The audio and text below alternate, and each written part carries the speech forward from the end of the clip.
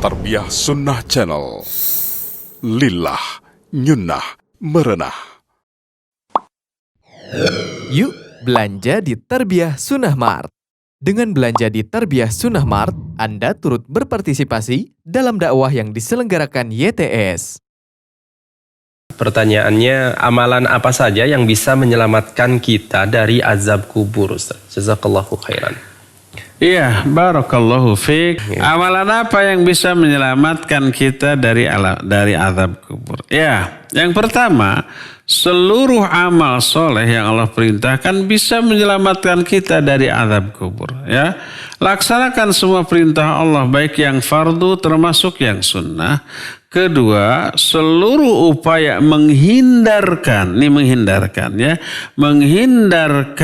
apa yang Allah larang itu juga penyelamat dari alam kubur. Jauhi semua larangan Allah, laksanakan semua perintahnya, insya Allah tidak hanya selamat di dunia, di alam kubur, sampai ke akhirat nanti. Itu intinya, ya. Namun ada beberapa hadis yang spesifik yang menjelaskan penyebab orang diazab di alam kubur. Contohnya pertama, umpamanya dia ini kalau kencing tidak cebok. Tidak membersihkan diri setelah setelah kencing gitu ya. Umumnya orang-orang kalau kebelet di jalan WC umum ada, cuma bayar ya 2.000 ya. Karena sayang, karena kepepet, karena sayang dengan uang 2.000, kemudian mereka di mana saja ya. Di pinggir, di balik pohon, kalau di terminal mah di mana cing? Di ban-ban mobil gitu, di ban-ban bus kayak begitu ya. Sehingga kalau kita mau mencari bus, antrian bus yang lagi parkir, yang lagi ngetem itu, harus nahan nafas gitu ya. Kemudian baru masuk ke dalam bus ya. Nah, dipastikan mereka itu tidak cebok ya.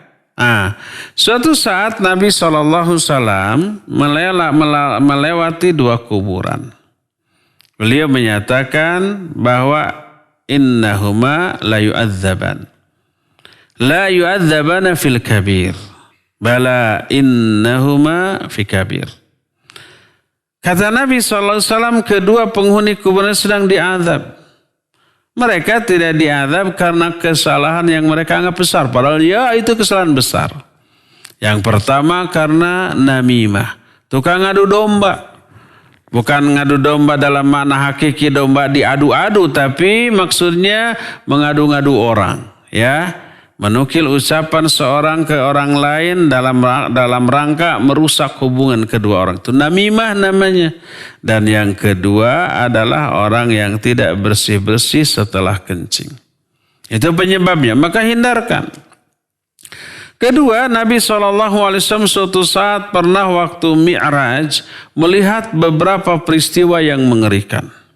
Beliau melihat ada orang yang kukunya amat sangat panjang, kemudian mencakar-cakarkan kuku panjang itu ke wajahnya dan ke dadanya. Berlumuran darah. Sampai Nabi SAW mengeri melihatnya. Ketika ditanyakan kepada Jibril, beliau menjawab itu adalah orang-orang yang suka makan daging manusia.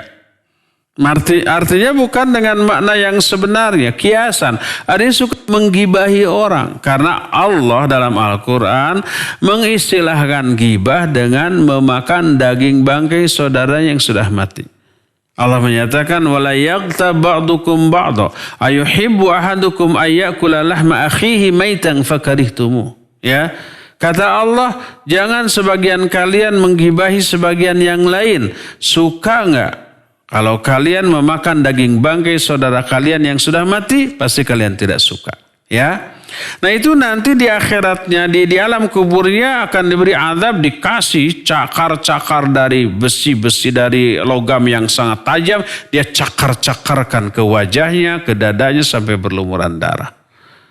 Ini menunjukkan salah satu penyebab azab kubur adalah menggibahi orang, dan banyak lagi. Intinya semua kemaksiatan menjadi penyebab orang itu diazab di alam kubur. Ya, jauhi semua maksiat, semua yang Allah larang, lakukan semua yang Allah perintahkan. Tidak hanya selamat di alam kubur, tapi juga di dunia sampai ke akhirat nanti. Wallahu a'lam.